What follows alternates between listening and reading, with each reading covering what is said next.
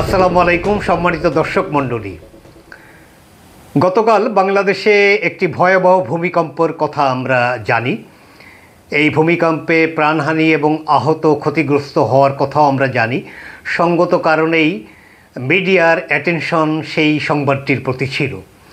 এর পাশাপাশি গতকাল 21 নভেম্বর বাংলাদেশের সশস্ত্র বাহিনী আয়োজিত সশস্ত্র বাহিনীর দিবসের অনুষ্ঠানে বেগম খালেদা জিয়ার অংশগ্রহণ, এই সংবাদটিও গতকালের ইলেকট্রনিক অ্যান্ড অনলাইন মিডিয়া, একই সাথে আজকের প্রিন্ট মিডিয়ায় যথেষ্ট গুরুত্ব দিয়ে পরিবেশন করা হয়েছে। সেটি সঙ্গত কারণেই এই অ্যাটেনশন বেগম খালেদা জিয়ার এই অংশগ্রহণপূর্ণ অনুষ্ঠানটি পাবে, এটি স্বাভাবিক।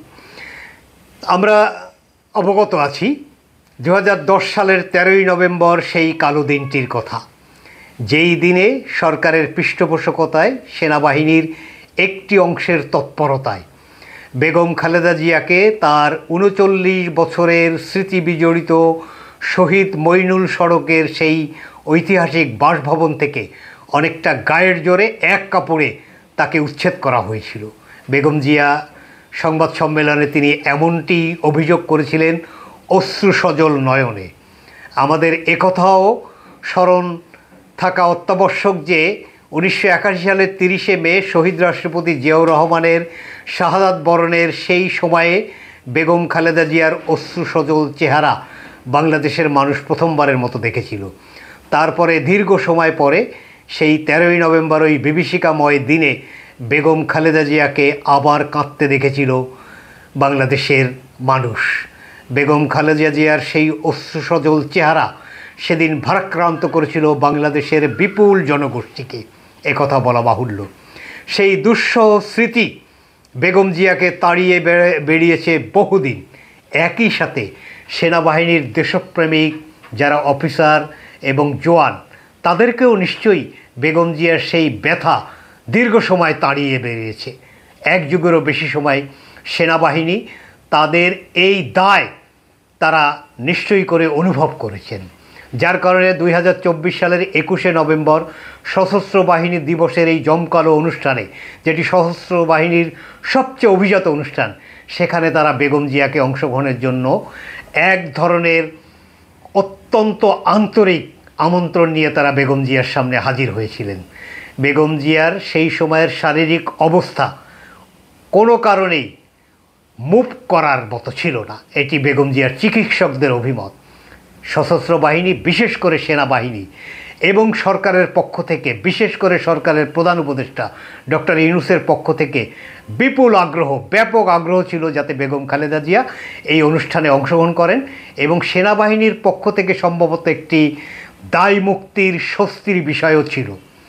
একই সাথে বেগম জিয়া যেহেতু নিজেও একজন সেনা পরিবারের সদস্য, বাংলাদেশের সেনাবাহিনীর সবচেয়ে উজ্জ্বল অফিসার, সবচেয়ে ঐতিহ্যমণ্ডিত সেনা নায়ক জিয়াউর রহমানের স্ত্রী হিসাবে তিনি হয়তো অনুভব করতেন সেনাবাহিনীর সঙ্গে তার সম্পর্কের নৈকট্যের এই স্মৃতিময় বিষয়টিকে। ফলে চিকিৎসকদের অনেকটা আপত্তি ছিল। সেনাবাহিনীর চিকিৎসা টিমও সেই সময়ে বেগম খালেদা জিয়ার চিকিৎসা টিমের সঙ্গে তারাও সম্পৃক্ত হলেন। উভয় পক্ষের নার্সিং, মনিটরিং এবং অনেকটা তীব্র আকাঙ্ক্ষা এর পরিপ্রেক্ষিতে একসময় বেগম খালেদা জিয়া আগ্রহী হন এবং তার চিকিৎসকরাও তাকে অনাপত্তি বা তার যাওয়ার অনুকূলে সম্মতি প্রদান করেন। কি ঐতিহ্যমণ্ডিত সেই আয়োজন ছিল, কি জাঁকজমকপূর্ণ সেই তাকে নিয়ে যাওয়ার সেই অভ্যর্থনা আমাদের নিশ্চয়ই স্মরণ আছে। বেগম খালেদা জিয়াকে সেনাবাহিনীর একটি চিকিৎসা টিম, তার ব্যক্তিগত চিকিৎসা টিম ছাড়াও সেনাবাহিনীর একটি চৌকস চিকিৎসক দল, একটি অত্যাধুনিক অ্যাম্বুলেন্স এবং পদাতিক অশ্বারোহী বাহিনীর সমন্বয়ে একটা জাঁকজমকপূর্ণ অভ্যর্থনার মধ্য দিয়ে সেদিন বেগম খালেদা জিয়াকে সেনাকুঞ্জে নিয়ে যাওয়া হয়েছিল। এটি নিশ্চয়ই আমাদের ভুলে যাওয়ার কথা নয়। কি রাজকীয় সম্মান সেটি আমরা দেখেছি। একই ঘটনার পুনরাবৃত্তি গতকাল আমরা ঘটতে দেখেছি। বেগম খালেদা জিয়ার প্রতি সেনাবাহিনী বা সশস্ত্র বাহিনীর এই আকর্ষণ এবং তার নিজেরও সেনাবাহিনীর প্রতি সেই নৈকট্যের মনোভাব, সরকারের উদ্দীপনা, সব মিলিয়ে এই অনুষ্ঠানে আকর্ষণের কেন্দ্রবিন্দু স্বাভাবিকভাবেই ছিলেন বেগম খালেদা জিয়া। তার বহরে তার চিকিৎসক টিম ছিল। সেখানে তার চিকিৎসক টিমের প্রধান ডাক্তার অধ্যাপক শাহাবুদ্দিন তালুকদার, তার নেতৃত্বে একটি চিকিৎসক টিম ছিল। অত্যাধুনিক অ্যাম্বুলেন্স ছিল যে কোনো সময় যে কোনো বিষয়ে সাপোর্ট দেওয়ার জন্য। তার ব্যক্তিগত চিকিৎসক এবং বিএনপির স্ট্যান্ডিং কমিটির মেম্বার ডাক্তার জাহিদ ছিলেন। একই সঙ্গে বিএনপির মহাসচিব মির্জা ফখরুল ইসলাম আলমগীর সেই বহরে ছিলেন। তার পুত্রবধূ এবং তার দুজন ভ্রাতুষ্বধূ তারাও তার সফরসঙ্গী ছিলেন, এবং তার সার্বক্ষণিক সঙ্গী সেই ফাতেমা, যার কথা আলাদা করেই একটু ভাবতে হয়, সেই ফাতেমাও তার সঙ্গী ছিলেন। বেগম খালেদা জিয়া সেখানে পৌঁছলে কি আবেগঘন পরিবেশ তৈরি হয়, যারা আমরা সেই ভিডিওগুলো দেখেছি তারা নিশ্চয়ই আমরা এটি উল্লেখ করতে পারি।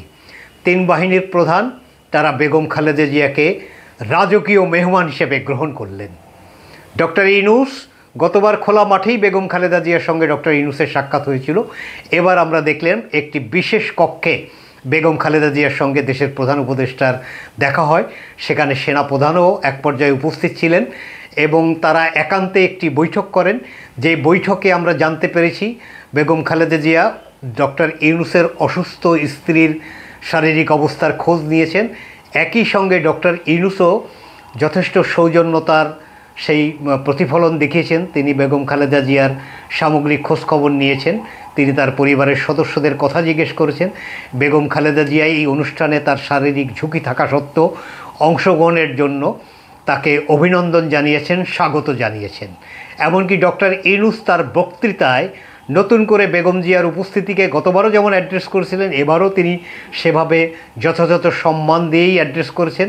তিনি গতবারও যেমন করেছিলেন, এবারও আমরা দেখেছি তিনি স্বাধীনতা যুদ্ধে এবং সশস্ত্র বাহিনীকে সংগঠিত করায় শহীদ রাষ্ট্রপতি জিয়াউর রহমানের কথা অত্যন্ত কৃতজ্ঞতা চিত্তে তিনি স্মরণ করেছেন।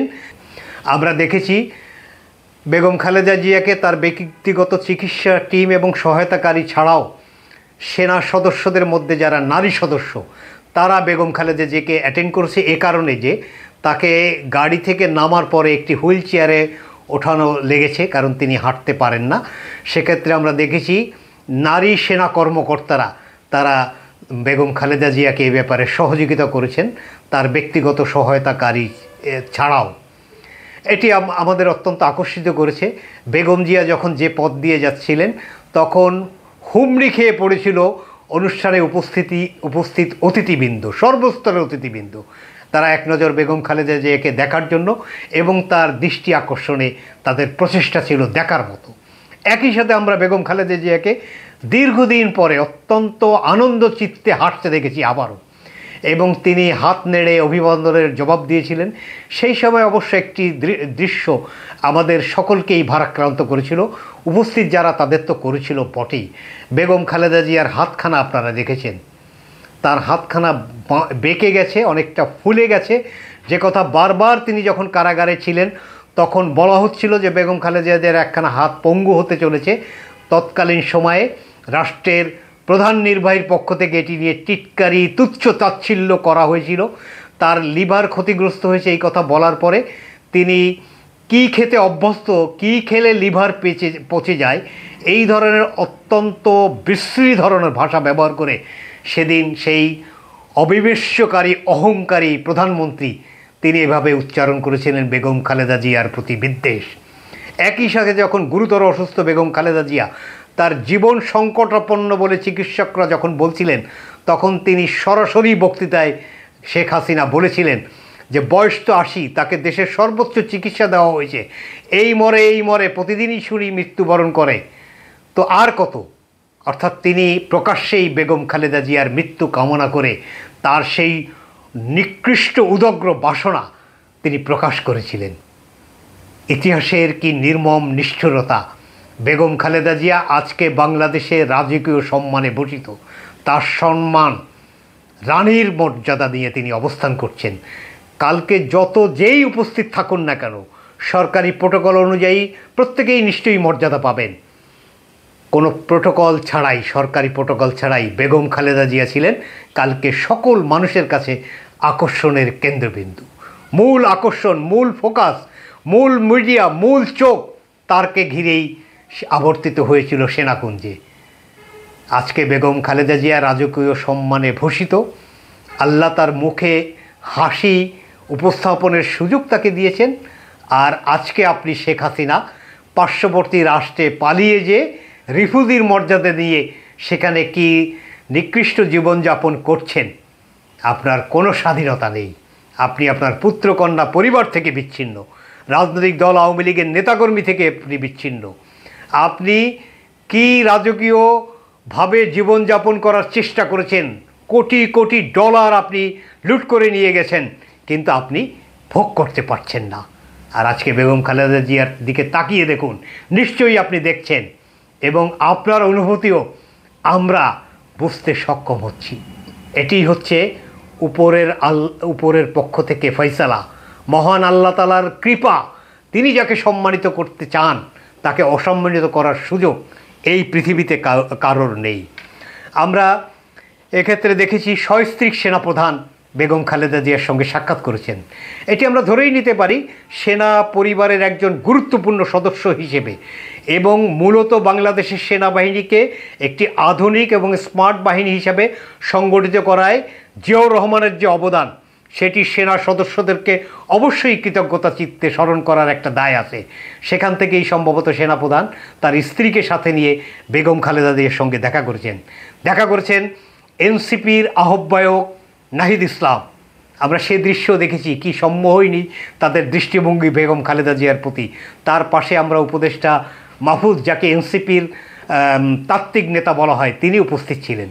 আমরা দেখেছি জামাত ইসলামীর সম্মানিত আমির ডক্টর শফিকুর রহমান, তিনি বেগম খালেদা জিয়ার সাথে সাক্ষাৎ করেছেন।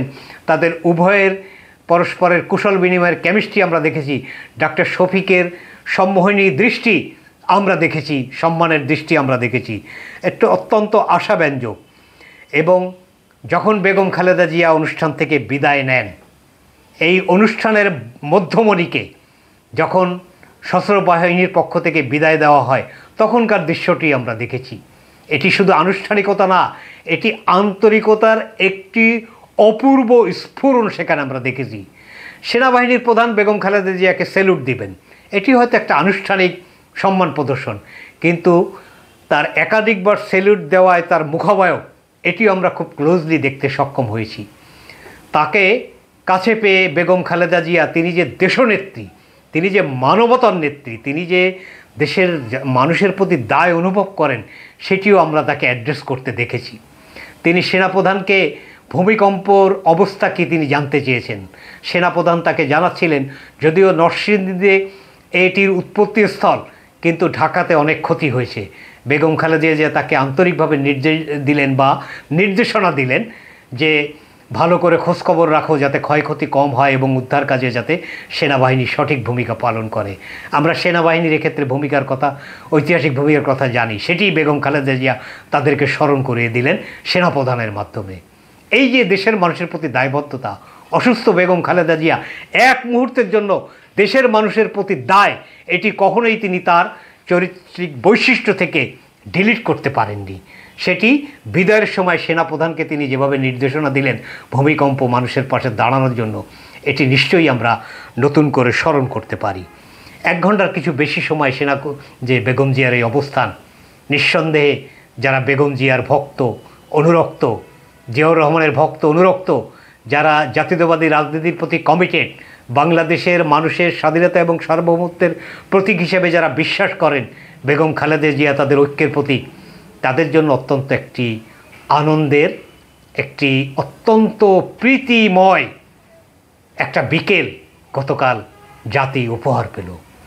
আমরা বেগম খালেদা জিয়ার দীর্ঘায়ু কামনা করি, তার অধিকতর সুস্থতা কামনা করি। তিনি 3টি আসনে নির্বাচন করবেন বলে ইতিমধ্যে বিএনপির পক্ষ থেকে সিদ্ধান্ত নেওয়া হয়েছে। তিনি নির্বাচন করবেন, আল্লাহ রহমত করলে তিনি অবশ্যই নির্বাচিত হবেন। তার পূর্বের ইতিহাস ঐতিহ্যে কোনো পরাজয় নেই এবং তিনি দেশের মানুষের পাশে থাকবেন। সরকার গঠন করতে পারলে তিনি হয়তো অল্প দিনের জন্য হলেও প্রধানমন্ত্রীর দায়িত্ব গ্রহণ করতে পারবেন, এমন একটি সম্ভাবনার কথাও আমরা শুনেছি। যেভাবেই হোক, আমরা বেগম খালেদা জিয়ার জন্য একটি প্রার্থনাই করতাম, সেটি হলো একটি পরিবর্তিত অনুকূল পরিস্থিতি পরম করুণাময় আপনি তাকে দেখিয়ে আপনার বান্দি আপনি তাকে আপনার কাছে নেবেনই। আমরা একটা অনুকূল পরিস্থিতি, একটা পরিবর্তন দেখানোর জন্য আপনার কাছে যে আবেদন করেছিলাম, আমরা আবারও কৃতজ্ঞতা জ্ঞাপন করি পরম করুণাময়ের কাছে। তিনি আমাদের মতো এই দুর্ভাগা সন্তানদের সেই প্রার্থনা কবুল করেছেন। আমরা আবারও প্রার্থনা করতে চাই, আল্লাহ আপনি আরও অধিকতর সুস্থতা দিয়ে আরও অধিক সময় আমাদের এই মাতৃসম নেত্রীকে আমাদের মাঝে জীবিত রাখেন। দেশের মানুষ তার কাছে আরও কিছু পেতে চায়, আপনি কবুল করুন।